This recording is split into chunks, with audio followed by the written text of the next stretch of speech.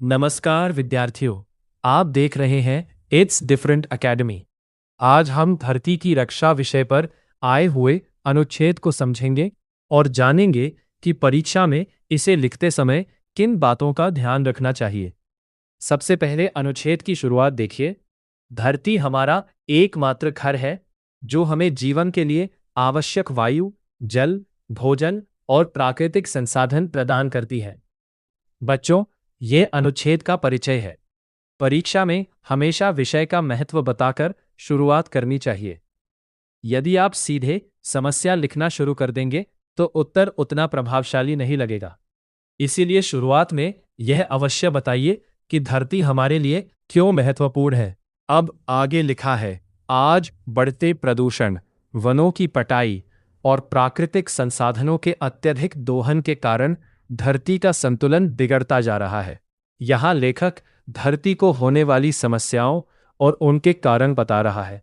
परीक्षा में केवल यह मत लिखिए कि धरती प्रदूषित हो रही है, बल्कि कारण भी लिखिए।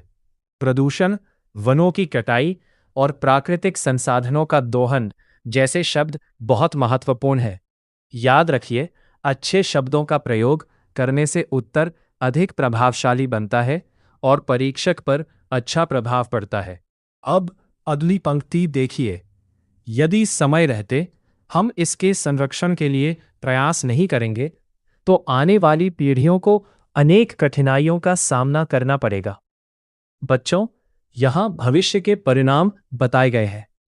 एक अच्छे अनुच्छेद में 3 बातें अवश्य होनी चाहिए: विषय का परिचय, समस्या के कारण और भविष्य पर उसका प्रभाव।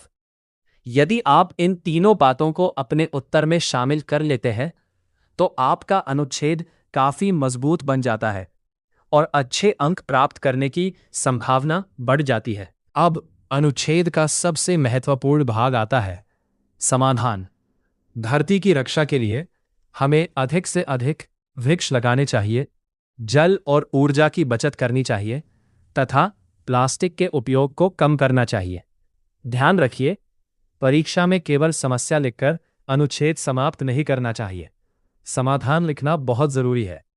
इस अनुच्छेद में 3 मुख्य समाधान हैं: वृक्षारोपण, जन संरक्षण और प्लास्टिक का कम उपयोग। यदि आपको पूरा अनुच्छेद याद ना हो तब भी इन 3 बिंदुओं को अवश्य लिखिए। अब आगे लिखा है, स्वच्छता बनाए रखना और पर्यावरण के प्रति जागरूक रहना भी हमारा कर्तव्य है। यहां कर्तव्य शब्द बहुत महत्वपूर्ण है। परीक्षा में ऐसे शब्द उत्तर की गुणवत्ता बढ़ाते हैं। आप पर्यावरण संरक्षण, जिम्मेदारी, कर्तव्य, प्राकृतिक संसाधन जैसे शब्दों का प्रयोग अवश्य करें। ऐसे शब्द यह दिखाते हैं कि आपको विषय की अच्छी समझ है। याद रखिए, भाषा जितनी अच्छी होगी उत्तर उतना ही प्रभावशाली दिखाई देगा। अब अंतिम भाग देखिए।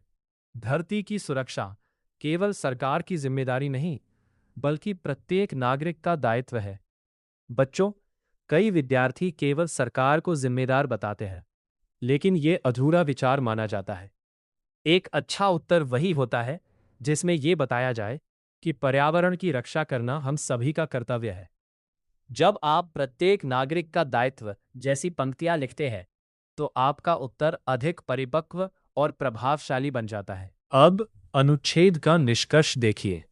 मिलकर किए गए छोटे छोटे प्रयास भी हमारी धरती को सुरक्षित और सुंदर बना सकते हैं। इसलिए हमें संकल्प लेना चाहिए कि हम पर्यावरण की रक्षा करेंगे और धरती को हरा भरा बनाए रखेंगे। बच्चों, अनुच्छेद का अंत हमेशा सकारात्मक होना चाहिए।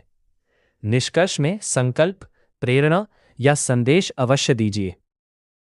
यदि शुरुआत अच्छी हो, कारण और समाधान लिखे गए हो तथा अंत सकारात्मक हो तो आपका अनुच्छेद लगभग पूर्ण माना जाता है। अब कुछ महत्वपूर्ण परीक्षा टिप्स। अनुच्छेद को एक ही पैराग्राफ में लिखें। साफ सुथरी लिखावट रखें। विषय से बाहर की बातें न लिखें। वर्तनी की गलतियों से बचें। विशेष रूप से इन शब्दों की स्पेलिंग सही लिखें। धरती, पर्यावरण, संरक्षण, प्रदूषण, वृक्षारोपण और प्राकृतिक संसाधन।